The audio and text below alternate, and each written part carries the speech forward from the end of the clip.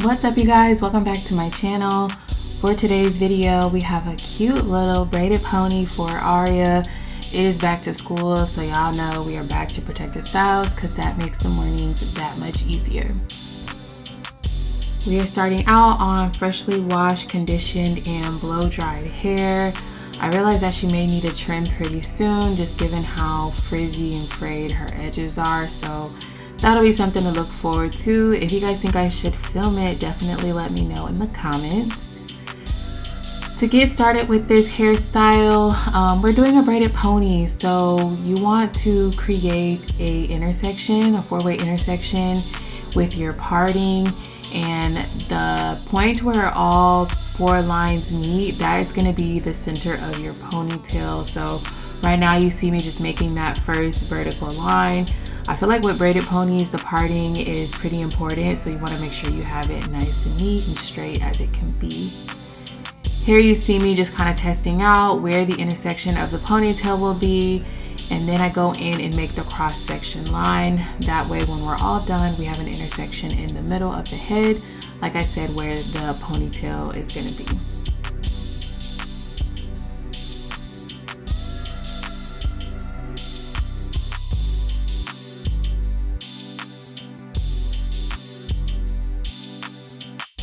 So now for the center of Aria's head, we are going to give her some single braids, specifically 4 single braids, 1 for each section of hair. That way when we're doing the actual like to the scalp braids or the cornrow braids towards the center of the head, we're not causing too much tension trying to squeeze a bunch of braids in a small amount of space. So whether you're doing an adult's hair or a child's hair for this braided pony, just make sure you leave those singles in the middle. That way we're not trying to squeeze braids into that small amount of hair as we get closer to the center of her head.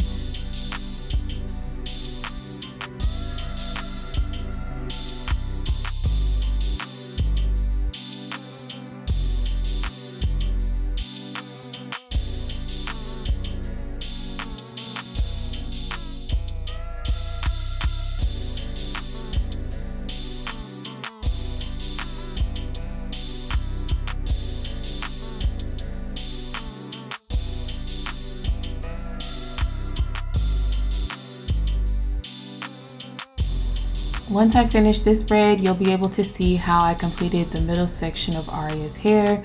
We have those 4 individual braids causing less tension individually as trying to squeeze 12 to 15 cornrows in that small little area of scalp.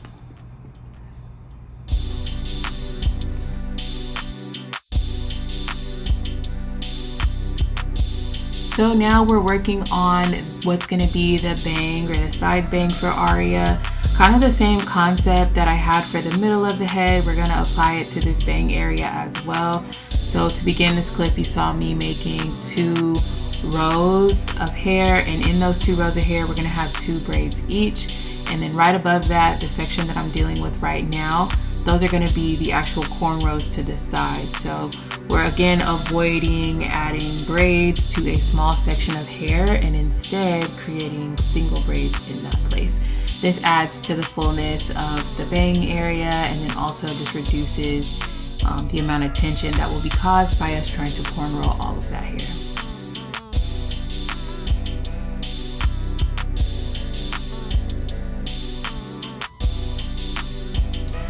So this little tip that I have learned, I have Aria, it's hard to see in this clip, but I have Aria leaning or laying across the back of the couch, and then you have me where I have my knees in the cushion of the sofa in order to make her comfortable while I braid this back section.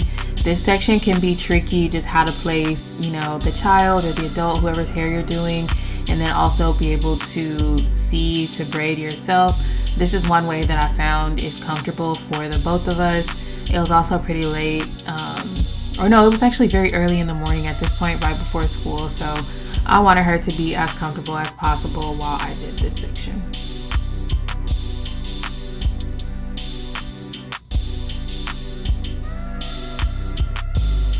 So here you just see me working across the back of Aria's head. We are doing feed-in braids for this style. My advice is always to make your hair sections or separate your braiding hair first into super small pieces. That way when you're braiding, you can just grab them. With feed-in braids, you definitely want to start with the smaller pieces.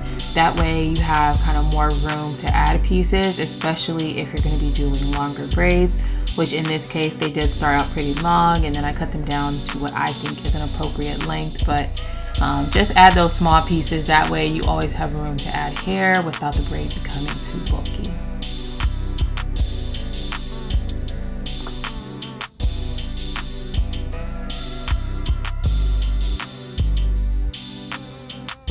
Y'all know I always say I'm not a professional. All the experience I have is from me getting down and just trying, learning, figuring it out. So are my braids the most perfect? Absolutely not. But does it get the job done? Yes. And my braiding has gotten better over time. Aria is 8, and I think I first started braiding her hair when she was like 3 or 4. So we've definitely grown over time. I'm not where I want to be just yet, but I'm getting better.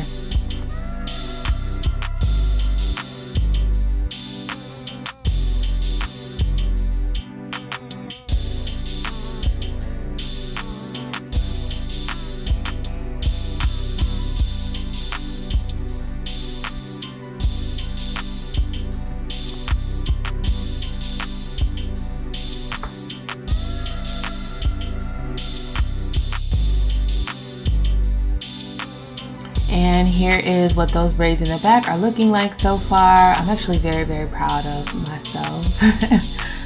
So we went on to finish the back, and now we are working on this side of the ponytail. There are no hacks for this side. I just have her sitting in a bar stool that actually rotates from left to right.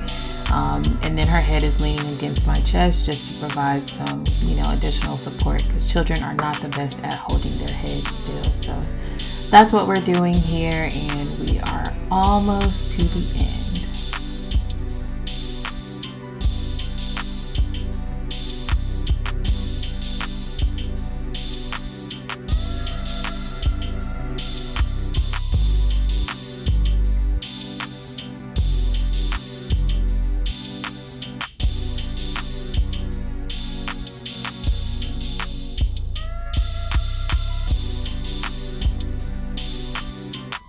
I noticed while I was doing Aria's hair that I ended up buying probably one shade too light for Aria's hair. So I ended up buying a 4, but I think she needs a 2.